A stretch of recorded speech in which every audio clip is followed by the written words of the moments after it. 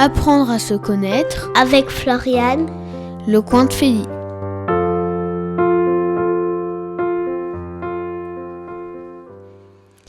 Bonjour à tous, bonjour Sandrine. Bonjour Floriane. Je suis enchantée de t'accueillir aujourd'hui pour cette émission Apprendre à se connaître. Oui. Et avant ça, on va apprendre à te connaître, à savoir qui tu es et quel métier tu fais. Alors, moi c'est Sandrine, je suis réflexologue et masseuse bien-être. C'est-à-dire masseuse bien-être. Oui. Ouais. Donc, ce sont des massages de détente qui n'ont pas de visée thérapeutique comme les kinésithérapeutes. Okay.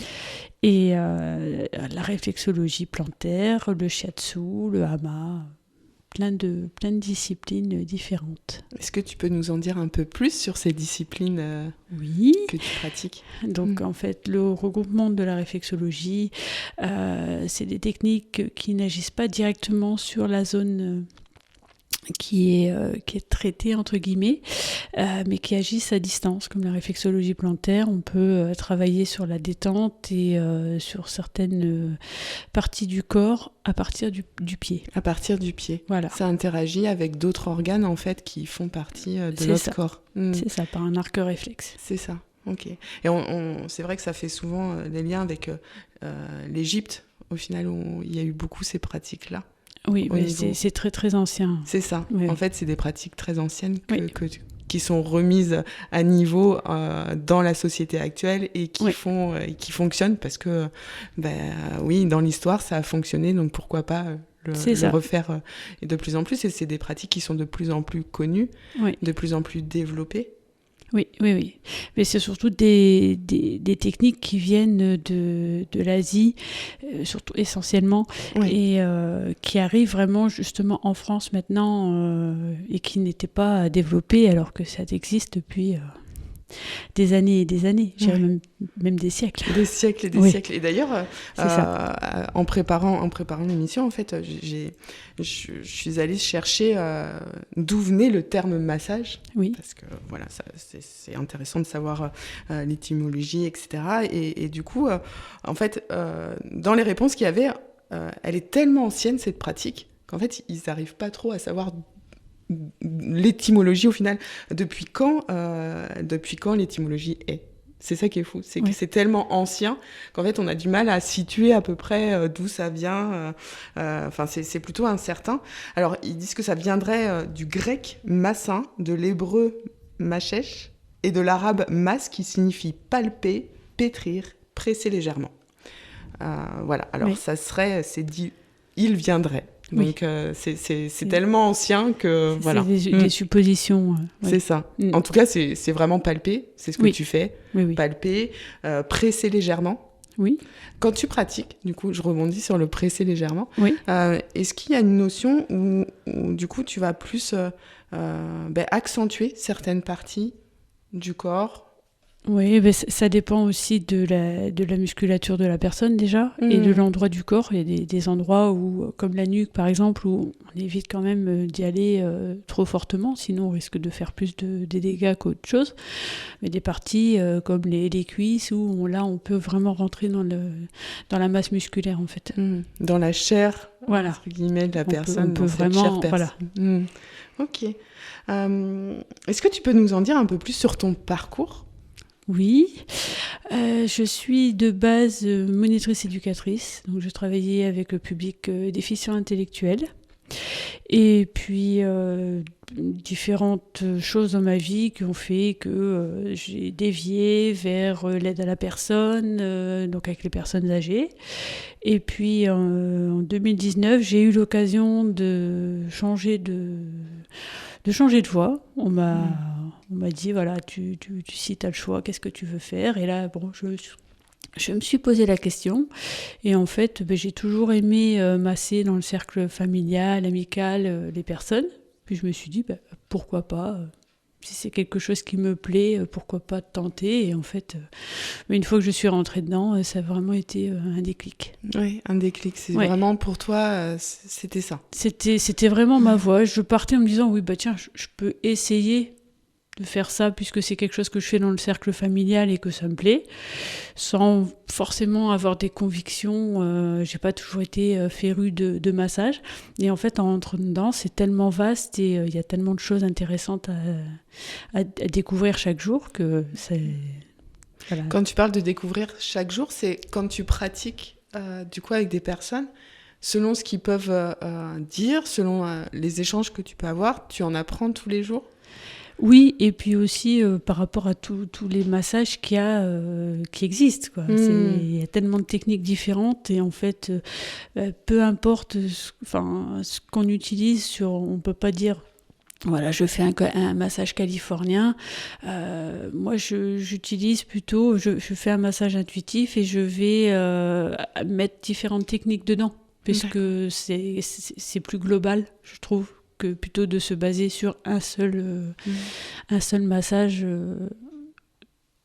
faire une seule technique. Une seule technique. Voilà. Oui, parce qu'au final, on n'est pas forcément une seule et même émotion, voilà. Par exemple, oui. et du coup, on va pas parler de la même manière à la colère, comme on va parler à la tristesse. C'est ça. Et du coup, le massage, c'est un peu ça. C'est-à-dire qu'à un moment donné, selon ce que tu ressens par rapport à la personne, selon ce qu'elle te dit, du coup, tu vas adapter c'est le massage par rapport à tout ce que tu as appris, toutes tes techniques que tu as appris, et du coup, prendre en charge dans la globalité la personne. Voilà, c'est beaucoup le ressenti par rapport à ce que la personne me dit avant de passer sur la table de massage. De massage et pas d'opération, c'est ça? Oui, c'est ça.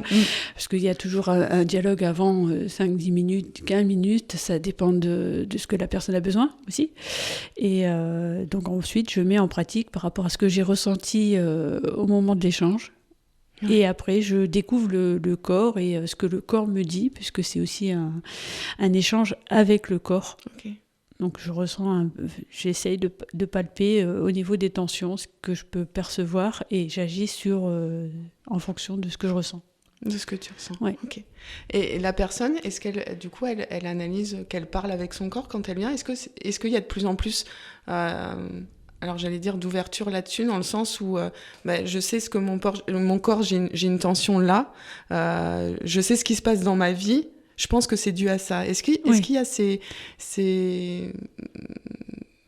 paroles que tu peux entendre? Oui, je trouve que les gens font de plus en plus le rapport avec leur corps et leur état d'esprit. Et ce qui arrive dans leur vie? Oui, okay. oui. Ça fait un peu écho dans mes accompagnements où en fait il y a les pensées, il y a l'émotionnel et puis il y a le comportement. Et au final, de plus en plus, effectivement, de personnes se rendent compte qu'il y a un impact entre nos pensées, nos croyances, nos émotions, nos comportements, et que le corps, potentiellement, il réagit aussi par rapport à ça. C'est ça. Donc c'est vrai qu'il y a vraiment... et d'où le fait d'une prise en charge globale aussi au niveau massage, au niveau accompagnement thérapeutique, au niveau accompagnement hypnose par exemple, naturopathie, toutes ces techniques, et puis tous les corps de métier où il y a vraiment cette prise en charge globale de la personne à travers tout ce que... Tout ce savoir qui date depuis des années, et comme tu disais, bien plus que ça, et qui est en train de se remettre en mouvement. Donc c'est plutôt chouette. Oui. Pour toi, y a-t-il un message qui est passé à travers le massage? Est-ce que tu passes un message? Est-ce que à travers la technique que tu as, que tu as appris, ou toutes les techniques que tu as appris, est-ce qu'il y a une notion de message envoyé, alors soit au niveau des muscles, des organes, voilà? Quand je pose les mains, que je prends contact avec le corps, c'est vraiment un dialogue. Et tout au long du massage, moi, je transmets au corps à travers mes mains, lâche prise, détends-toi. C'est comme un mantra qu'on peut répéter au corps. Oui.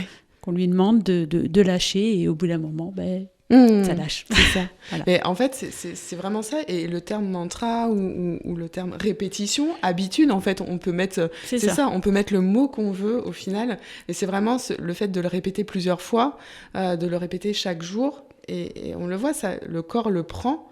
le prend comme une habitude Oui, et l'acte oui, oui. et s'en souvient. Et on s'en rend compte, par exemple, quand... alors, je vais prendre l'exemple des femmes enceintes, mais... le fait de toucher son ventre, le bébé reçoit l'information. Oui. Et pour autant, il y a 2 corps, au final. C'est ça. Et ils se mettent en accord. Donc, c'est vrai que le massage est très important chaque jour, déjà pour soi. Et puis, alors là, j'ai pris l'exemple de la femme enceinte, mais c'est vrai que souvent, les femmes, notamment, prennent conscience de l'importance du massage quand il y a une vie à l'intérieur. Oui. Parce que, en fait, il y a cet instinct protection, cet instinct douceur, cet instinct maternel, et qui est parfois un peu oublié quand l'enfant arrive pour soi.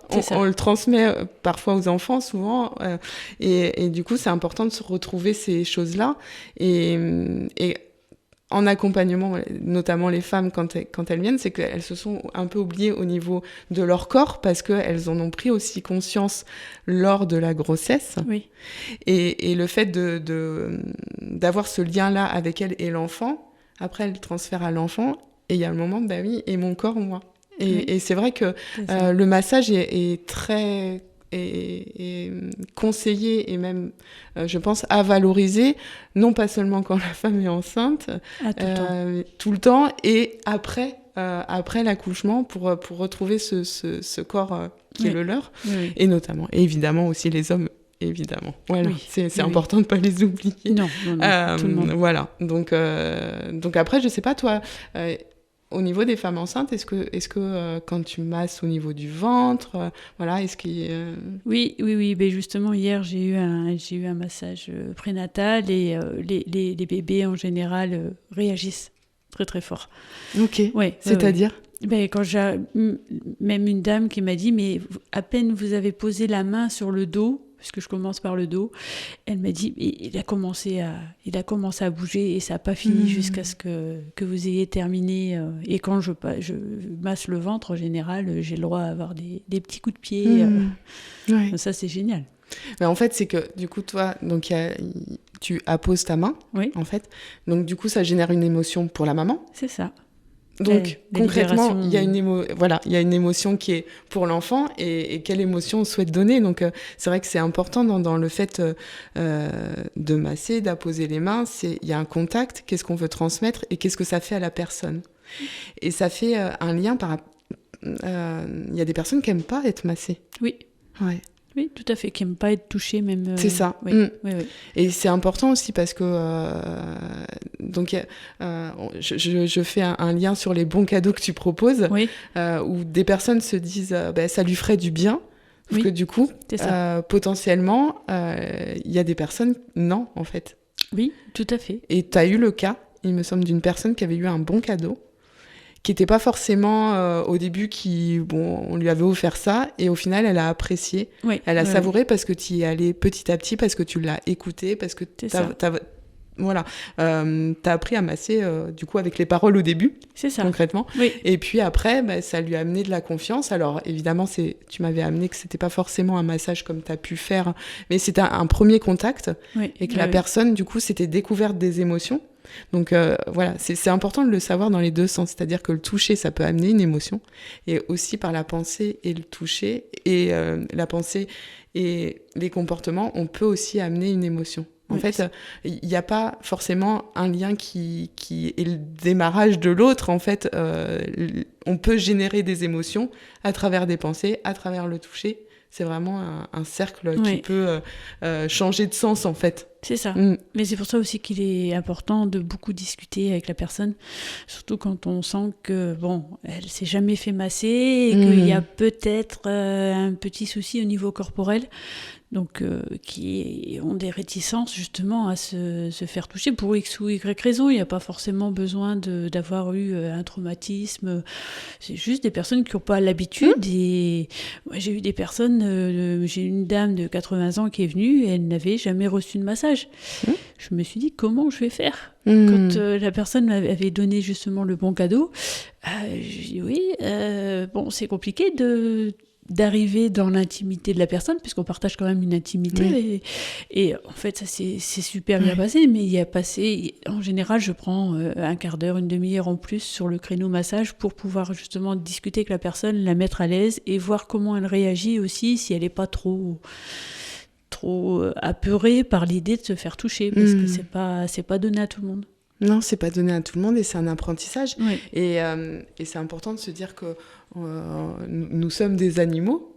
Oui. Et que selon l'animal, entre guillemets, il n'a pas forcément appris à être touché, à être câliné ou touché, et que par conséquent, son moyen de protection, c'est on me touche pas, parce que voilà. C'est ça. Donc c'est vraiment une prise en charge effectivement globale, et c'est particulièrement important, notamment dans ton accompagnement, de prendre en compte l'histoire de la personne. C'est ça. Oui. Sans rentrer forcément dans les détails, parce que je ne sais pas, c'est pas le côté thérapeutique, mais savoir un peu son état d'esprit et savoir comment elle voit le massage. Oui. Si elle voit ça comme une intrusion, faut se dire qu'il faut y aller tranquillement, déjà à travers les vêtements, des palmings à travers les vêtements une première fois, et puis après on peut avancer. Si c'est le but, c'est de se dire j'ai envie d'avancer là-dedans et d'avoir un contact plus facile au niveau corporel.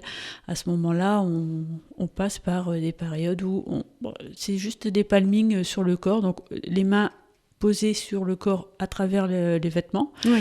Et puis petit à petit, on peut avancer avec elle en fonction de la libération, en fait. Oui. Pourquoi les gens ils viennent te voir ? Oula, ouais. Ils passent devant. Ouais, c'est ça. Non, mais je dirais qu'il peut y avoir deux catégories de personnes. Il y a les personnes qui viennent, j'ai juste envie d'avoir un moment de détente. Voilà, ouais. Juste le stress du travail. Et d'autres personnes qui viennent en se disant, j'ai une tension dans le dos, et est-ce que vous pourriez regarder et détendre la zone, etc. C'est les deux cas de figure. C'est les deux cas de figure que tu rencontres. Ouais. Ou des personnes qui veulent un accompagnement, par exemple, pour se sentir bien lors de l'arrêt de la cigarette. Donc pour vraiment réussir à se détendre et pas avoir le stress des effets secondaires. Oui, puis potentiellement faire comprendre au corps qu'il y a un nouveau message. C'est ça. Parce que c'est ce que j'évoque dans les accompagnements. Le corps n'aime pas le vide. En fait, c'est pour ça qu'un comportement remplace un autre. Et notamment dans l'arrêt du tabac, etc., c'est important de se dire par quoi je vais remplacer ce geste, le fait de ce petit créneau de 5 minutes qui est répété plusieurs fois par jour. Le corps, il se souvient du toucher quand on amène la cigarette au niveau de la bouche, du contact entre les deux doigts. Oui. Donc c'est vraiment important d'avoir, de se dire que oui, le corps a aussi enregistré des informations, et que c'est pas seulement le cerveau en fait, et c'est pas seulement l'émotionnel. En fait, il y a vraiment toute cette fluidité entre l'esprit, l'émotion et le corps. Donc c'est particulièrement important. Ouais. Ok. Alors, il va y avoir cette petite pause musicale. Quel est le morceau que tu as choisi et pourquoi ? Alors, j'ai choisi un morceau de Deva Premal parce que c'est une musique que j'aime beaucoup écouter quand je masse. Ça me permet de me poser, de me recentrer sur la personne, sur le moment, et de m'ancrer avant le massage. Donc là, en fait, les gens vont potentiellement entendre ce qu'ils pourraient entendre s'ils viennent se faire masser. Tout à fait. Bonne écoute.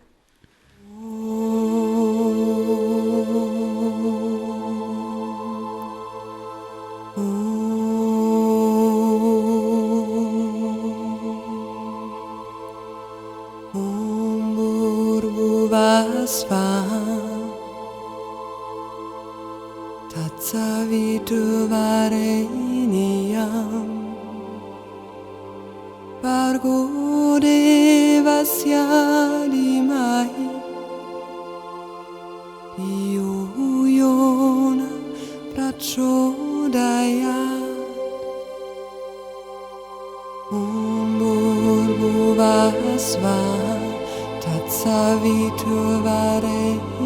niyam Bargo devasya dimai Diyuyona prachodaya Om Bhurvasva Tatsaviturvareniyam Bargo devasya dimai Diyuyona prachodaya Om Bhurvasva Tatsaviturvareniyam Bargo devasya dimai Diyuyona prachodaya Om Bhurvasva Tatsaviturvareniyam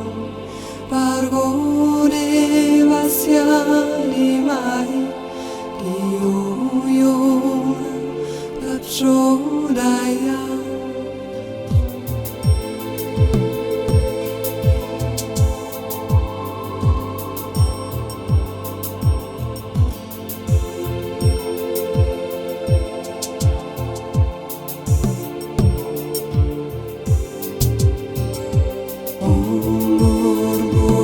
Svaha Tatsaviturvareniyam Bargo devasya dimai Diyuyona prachodaya Om Bhurvasvaha Tatsaviturvareniyam Bargo devasya dimai Diyuyona prachodaya Om Bhurvasvaha Tatsaviturvareniyam Bargo devasya dimai Diyuyona prachodaya Om Bhurvasvaha Tatsaviturvareniyam Bargo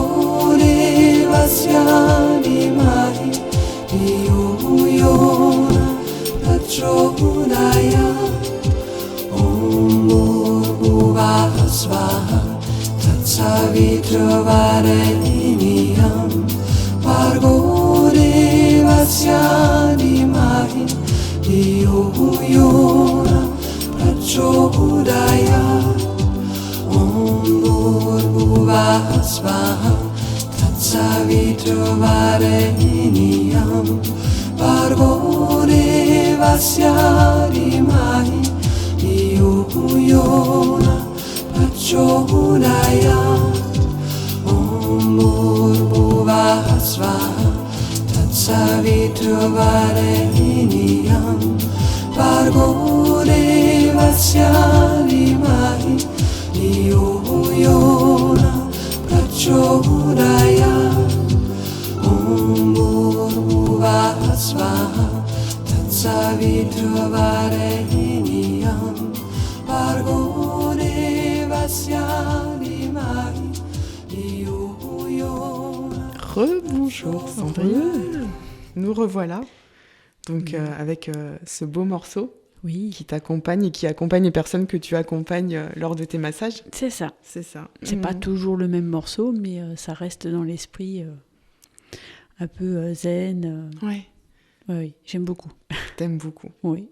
D'ailleurs, c'est Zenement Vôtre. C'est comme ça qu'on peut te trouver ? Oui, Zenement Vôtre, c'est ça. C'est ça. Ok. Sur Échiré.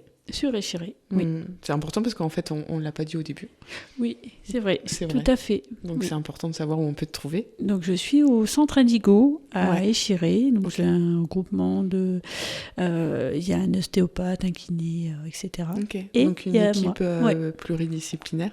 C'est ça. Ok. Oui. Tiens. Et comment on peut te contacter ? Alors vous pouvez m'appeler au 06 88 10 04 65, 06 88 10 04 65, ou vous pouvez me contacter via ma page Facebook Zenement Vôtre. Ok, merci. Du coup, on va pouvoir continuer Oui.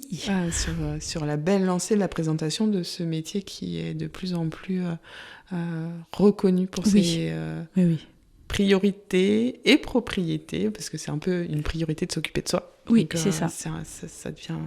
que trop de personnes oublient. Ouais. Ou ont oublié parce que non connu aussi. Non, je pense plutôt...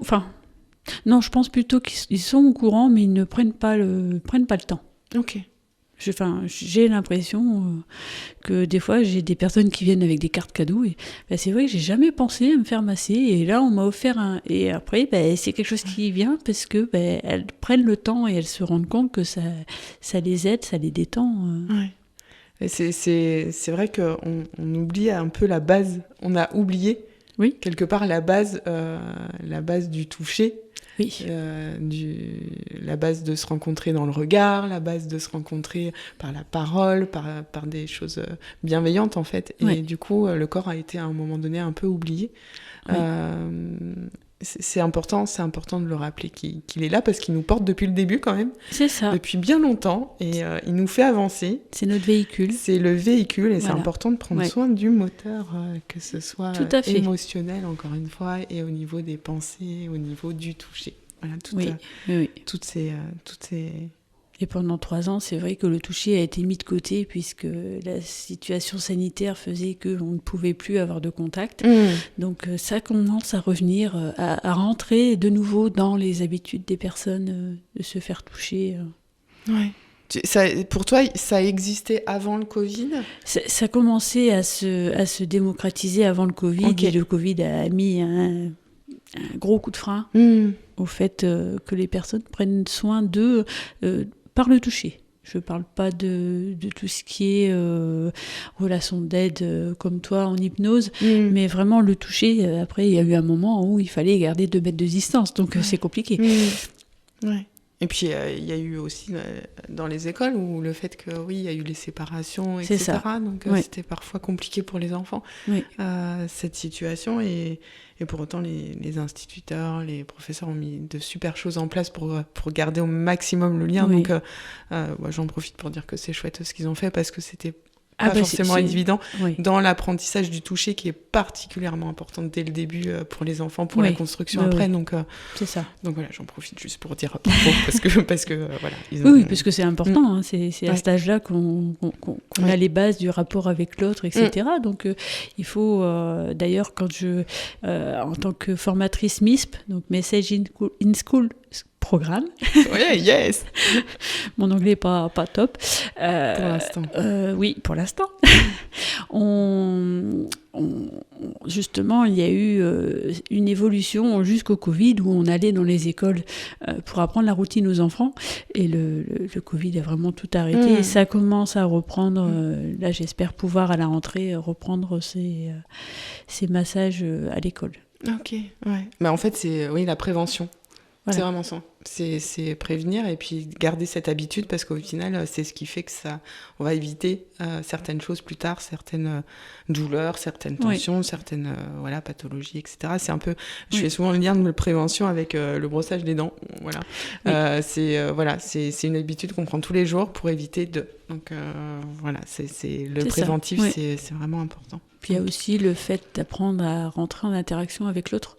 Donc avec bienveillance, quand on touche le camarade à l'école, on le touche avec bienveillance et pas on le frappe pas, on demande la permission aussi, c'est quelque chose qui est très important avant le massage, on apprend à demander est-ce que tu veux que je te masse, est-ce que tu m'autorises à te masser. Oui, le respect de l'autre. Ouais. Et c'est vrai qu'avant ça, c'est important de savoir ce que ça provoque le massage chez soi. C'est ça. Du coup, qu'est-ce que moi, sans le transposer à l'autre, parce que chacun a sa manière de, mais au moins, qu'est-ce que vient dire le massage chez moi ? Qu'est-ce que vient dire cette émotion c'est chez moi ? Qu'est-ce que vient dire cette pensée chez moi ? Qu'est-ce que ça provoque ? Qu'est-ce que ça provoque ? Qu'est-ce que je ressens ? Et plutôt les enfants vont l'apprendre et plus ça en fera je pense des personnes épanouies parce qu'elles vont se connaître comme elles connaissent 2 + 2 = 4, etc. Donc c'est ça. C'est vraiment c'est un bon combo en fait de savoir que déjà 1 + 1 pour eux c'est 1 et voilà, même 1 + 3 si on va 1 + 1 + 1 au final, de savoir comment ils pensent pour pouvoir avancer. C'est ça. Du coup, c'est vrai qu'on aborde souvent dans l'émission Apprendre à se connaître l'émotion, parce que c'est un peu vecteur, c'est là où j'accompagne énormément les personnes, et la puissance du mental, c'est-à-dire que, voilà, et le comportement. C'est vraiment les 3 choses qui sont liées. Et je pense qu'on peut y trouver un lien dans ton accompagnement. Oui, de toute façon, le corporel et le mental sont difficilement dissociables dans le massage. Peu importe la technique, on agit sur les 2 sphères en même temps. On va d'abord travailler sur le local au moment, à l'instant T, vraiment sur la musculature, les articulations, etc.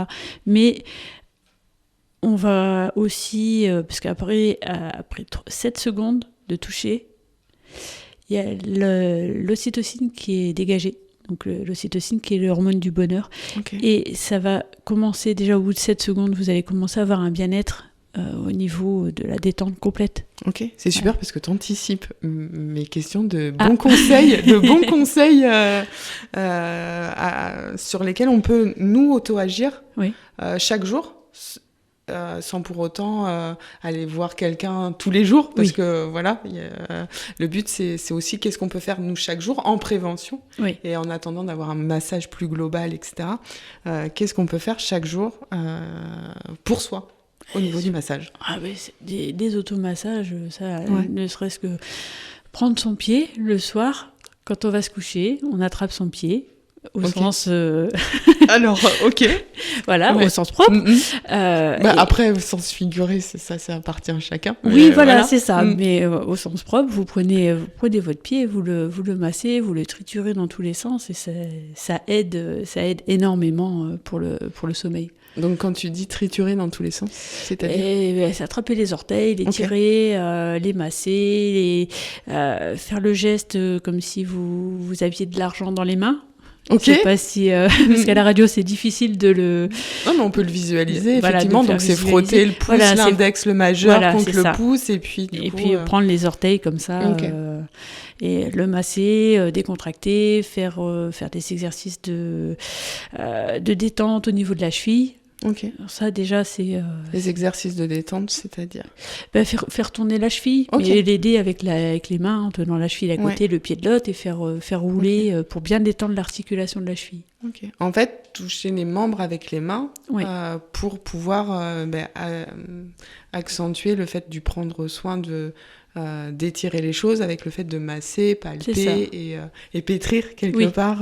Parce que on retrouve ce terme de pétrissage comme en cuisine au final, et du coup je trouvais ça intéressant de faire le lien c'est important d'avoir cette base, de pétrir la base pour pouvoir amener des choses dessus. Donc, c'est ça, oui.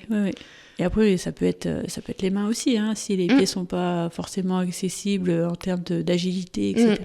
Vous pouvez faire des massages des mains, ça décontracte énormément aussi. Oui, parce que notamment les personnes à mobilité réduite qui ont parfois des difficultés, c'est important aussi de se dire qu'elles peuvent, par un moyen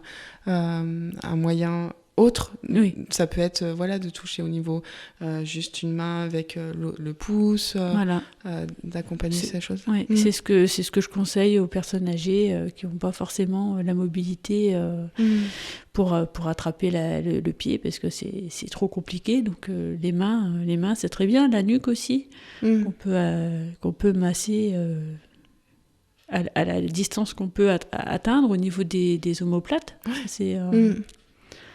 C'est très, très, très faisable, et ça détend tous les jours. Est-ce que tu accompagnes les enfants ?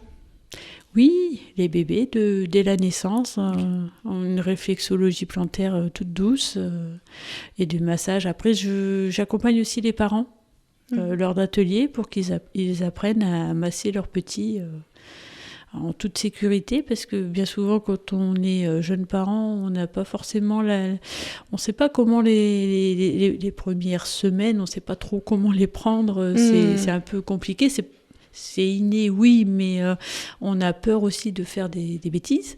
Le syndrome du parent parfait, ou de pas faire comme il faut. Et certains préfèrent ne pas faire. Ouais. Donc c'est important aussi de savoir comment masser le petit, comment lui apporter le bien-être. Parce que le massage est super important aussi. Hein. Il a été massé pendant 9 mois, donc dans le ventre. Dans le donc, ventre, ouais. C'est important d'avoir cette continuité une fois sorti. Et on se rend pas forcément compte, ou on s'en rend compte de plus en plus, mais en fait qu'il est massé quotidiennement à chaque instant dans le ventre. Ça, oui. Et du coup, quand il arrive, oui, ce toucher, il est particulièrement important. Et bien souvent, ils ont l'angoisse de morcellement, c'est-à-dire qu'ils ne savent pas quelle partie du corps leur appartient. Et le fait de masser, ça rassemble vraiment le corps, c'est important. Oui, puis du coup, ils ont pas le langage, ils l'apprennent pas encore, le langage verbal. C'est ça. Du coup, de communication, de langue française ou de langue anglaise, ou enfin voilà, tout. Ouais. Ils l'ont à travers les sens, donc que ce soit l'auditif, le toucher, gustatif, l'odorat, visuel qui vient un peu plus parce que c'est pas tout de suite. Et du coup, tout se développe, et vraiment le toucher, c'est quelque chose qui tout de suite, en fait, c'est le premier sens qu'ils utilisent vraiment. Et donc c'est important, et même l'olfactif, c'est comme ça qu'ils reconnaissent aussi leurs parents. Donc c'est important de mettre en place tout ça dès le plus jeune âge. Et c'est chouette. Ok.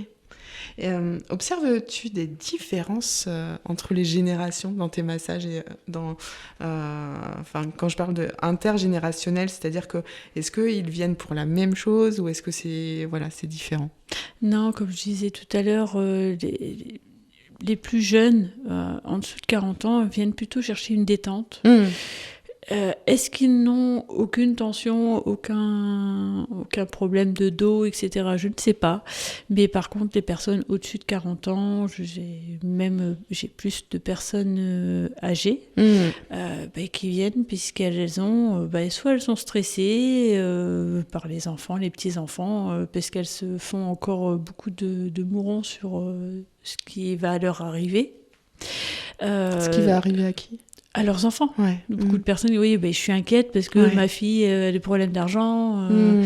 Et elles ont aussi des douleurs qui sont pas forcément prises en compte au niveau médical. C'est des douleurs qui ne sont pas graves, entre guillemets, mais qui les bloquent dans leur quotidien. Le dos qui est tout raide, et le papy veut aller faire son jardinage, et il n'y arrive plus parce qu'il a le dos tout raide. Et là, le médecin va rien faire parce qu'il va lui dire c'est l'âge. Alors que le massage peut détendre, parce que c'est des tensions qui sont tout le long du dos. Donc, qu'est-ce que t'entends par détente ? Le lâcher prise. D'accord. Le fait de vraiment s'abandonner et ne penser qu'à soi, qu'à son bien-être. Et vraiment avoir une parenthèse, une parenthèse, un moment vraiment rien que pour soi. Okay. Et le lâcher prise est très important. C'est extrêmement important. Je vais juste rebondir sur le fait des bons cadeaux. Oui. C'est quoi l'avantage d'offrir ce type de bons cadeaux, en fait ? Parce que parfois on se dit, est-ce que ça va plaire ? Est-ce que ça... Voilà. Je dirais que ça permet à la personne de se faire plaisir. Et vraiment... Alors, au départ, j'utilisais des cartes cadeaux pour une réflexologie plantaire, puisque j'ai fait la réflexologie plantaire avant le massage intuitif. Et je me suis rendu compte en fait que les gens n'avaient pas forcément envie d'offrir une réflexologie plantaire. Oui. Sans savoir ce que la personne aime ou pas. Et du coup, maintenant, je fais des cartes cadeaux autant de temps pour un massage au choix. Okay. Et du coup, la personne, quand elle vient, elle choisit.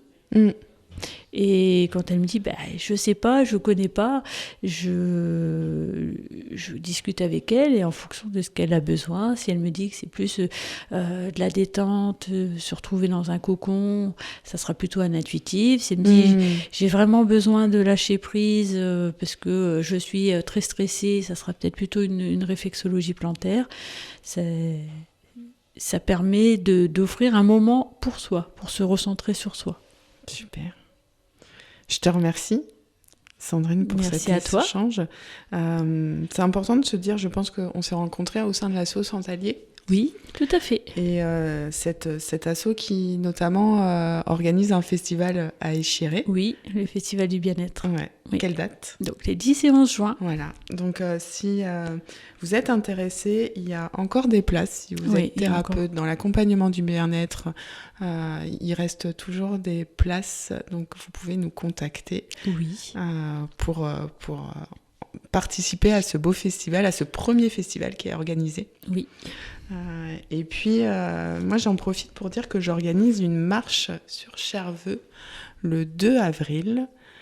Donc, voilà, si vous souhaitez plus d'informations, vous pouvez me contacter au 06 69 35 12 37. Je vous rappelle que mon cabinet est basé au 33 rue du Palais, à Saint-Mexan-l'École.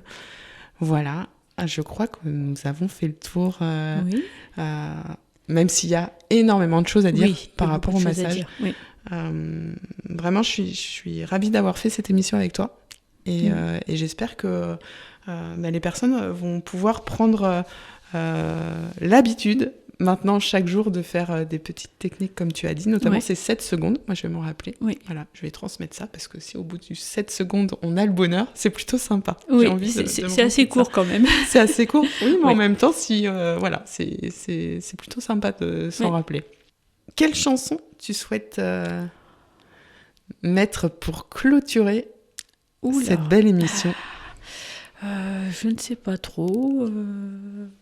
Happy de Oui, Carel Flynn. oui. Ouais, Oui, pourquoi pas. super. À bientôt. À bientôt. It might seem crazy what I'm about to say. Sunshine, she's here, you can take a break. I'm a hot air balloon that could go to space. With the air, like I don't care, baby, by the way.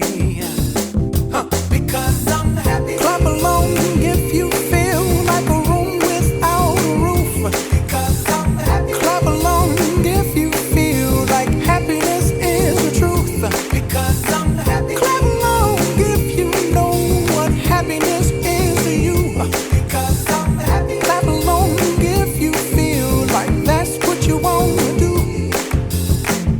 Here come bad news, talking this and that.